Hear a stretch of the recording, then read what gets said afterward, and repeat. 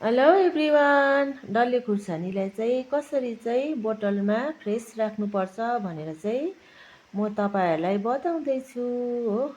अनि यो डल्ले खुर्सानी चाहिँ मैले बजारबाट 1.5 किलो जस्तो किनेर लिएर आएको छु। अनि यसलाई चाहिँ यसरी भेट्नु चुराउनु पर्छ यसको हो। अन्त भेट्नु चाहिँ कसरी चुराउनु पर्छ भन्दा चाहिँ यस्तो प्रकारले चुटाउनु पर्छ। अन्त यसको सबै यसरी चुटाइसकेपछि चाहिँ एउटा डेक्चीमा हाल्नुपर्छ। अन्त एउटा डेक्चीमा हालेर चाहिँ यसलाई चाहिँ एक भल्को चाहिँ उमाल्नुपर्छ है। अनि हेर्नु न, छान्दाखेरि अलिकति यो बिग्रेको पनि निस्क्यो हो।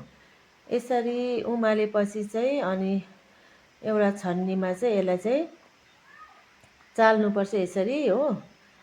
यसरी चालेपछि चाहिँ यसलाई चाहिँ नाङ्लोमा हालेर चाहिँ घाममा सुकाउनु पर्छ यसरी।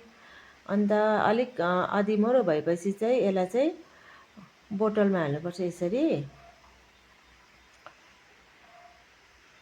यसरी बोतलमा हालिसकेपछि चाहिँ अन्त त्यो ठुलो बोरामा नुन आउँछ नि, ठुलो खालके नुन, त्यो हाल्नुपर्छ है। हामीले खाने चाहिँ होइन हो, यस्तो ठुलो नुन हाल्नुपर्छ।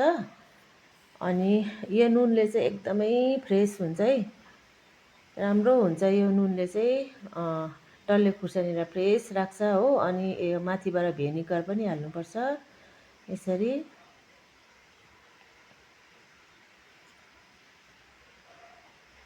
मेरो चाहिँ खुर्सानी 2 बोतल भयो, 1.5 किलो हो। अन्त यसरी एकदमै टाइट बिच्चो लगाएर चाहिँ एकदमै फ्रेस हुन्छ है साथी हो। Thank you for watching.